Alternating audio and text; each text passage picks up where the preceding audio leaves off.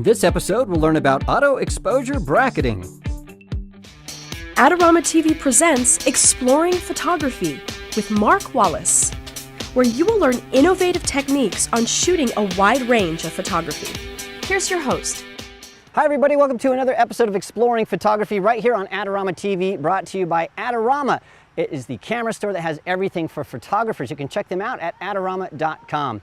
Well, a few weeks ago I was talking to some of my photographer friends about auto exposure bracketing, and one of my friends said he was having issues when shooting in shutter priority mode. Specifically, he said sometimes exposure bracketing just didn't work. Well, before we get into that, I just want to remind you that Adorama has some terrific contests, and if you enter, you could win some great prizes. Well, first let's talk about what exposure bracketing is. Bracketing is simply taking a series of photos of the same scene, usually 3 photos, one that's exposed correctly, one that is underexposed, and one that is overexposed. Normally you under and overexpose by the same amount. So if you had an underexposed shot that was underexposed by 1 stop, your overexposed shot would be overexposed by 1 stop as well. Well, almost all cameras have an auto exposure bracketing feature. Now, this is normally referred to as AEB. That stands for auto exposure bracketing. And it normally has a symbol that looks something like this. So if you see that on your camera's menu, that is the auto exposure bracketing symbol. Before we get into how auto exposure bracketing works, let's talk about why you might want to use it. Now, traditionally, auto exposure bracketing is used in one of 2 scenarios. The first is when you're not quite certain of your exposure, but you want to make absolutely certain you get the shot. This is something that landscape photographers have been using for years. Auto exposure bracketing is also used to create HDR images. HDR stands for high dynamic range, and it's when you take 3 or more photos and you combine them to create an image that has a photorealistic effect. In fact, I created an HDR image and used auto exposure bracketing in the last episode of Exploring Photography to create this image of the Basilica of the National Vow. Almost all cameras with auto exposure bracketing have the same basic settings. Now, for the specifics of your camera, make sure you check your camera's user manual, but generally, all cameras work something like this. The first thing you need to do is turn on auto exposure bracketing. Next, some cameras allow you to set how many shots you'd like to take in your auto exposure bracketing series. The third thing you need to do is tell your camera how much to over and underexpose each image. This usually ranges from 1/3 to 3 stops. Finally, set your drive mode to continuous or self-timer mode.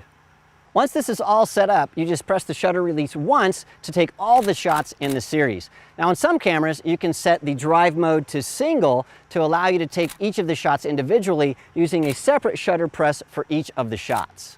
It's important to understand that auto exposure bracketing works differently in different modes, and this is why my friend was having issues when auto exposure bracketing using shutter priority mode. Now, to understand this, let's first take a look at how auto exposure bracketing works in aperture priority mode. In aperture priority mode, you set the camera's aperture. Now, let's say we've set our aperture to f8. Now, the camera will use its built-in light meter to set the shutter for a proper exposure. Now, for argument's sake, let's say our shutter speed is 1/250th of a second for a proper exposure. If we've set our auto exposure bracketing to under and overexpose by 1 stop, here's what will happen. The first correctly exposed photo will be made at f8 and 1/250th of a second. The second underexposed shot will be made at f8 and 1/500th of a second. And the third overexposed shot will be made at f8 and 1/125th of a second.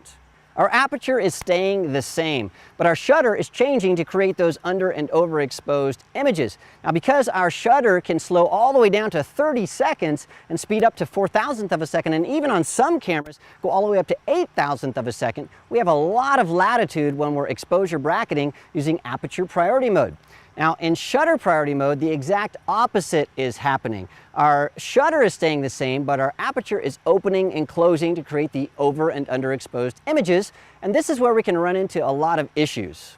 Let's say that we have an image where we have a proper exposure of 1/60th of a second at f2.8, and we want to bracket by 1 stop. That's one image overexposed by 1 stop and one image underexposed by 1 stop.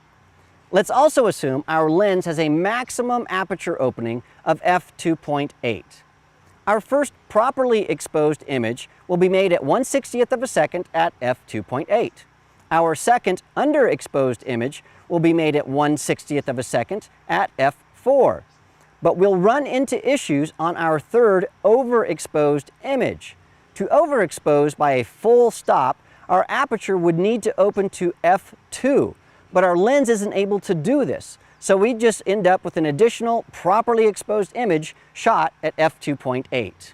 To fix the issue, you'd need to increase your ISO by one stop so your aperture would have some room to breathe, or you could adjust your shutter by one stop as well. It doesn't really matter which way you choose. The important thing to remember is that when you're in shutter priority mode using auto exposure bracketing, you're going to run into issues when the aperture is fully open for the properly exposed image. Now, what about manual mode? Well, in manual mode, there is no auto exposure bracketing. You do everything manually. You can either adjust the aperture to over and underexpose or change the shutter to do the trick. So in manual mode, you just have to do it yourself. Now, two additional notes about auto exposure bracketing. The first is when I'm using auto exposure bracketing, I almost always use aperture priority mode, because in shutter priority mode, when the aperture changes, your depth of field changes as well. And so that's something I try to avoid.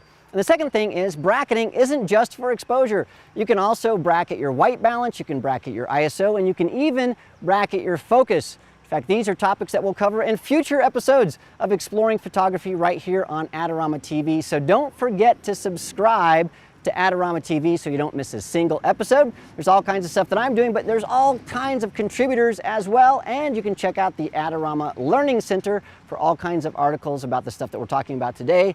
And you can see all of the past episodes as well. Thanks again for joining me, and I will see you again in the next episode.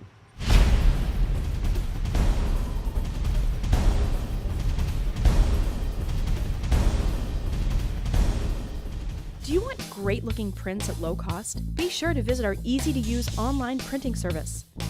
Adorama Pix has professionals who treat your images with the utmost care that you can count on. For a quick turnaround on photos, cards, or albums, use AdoramaPix.com.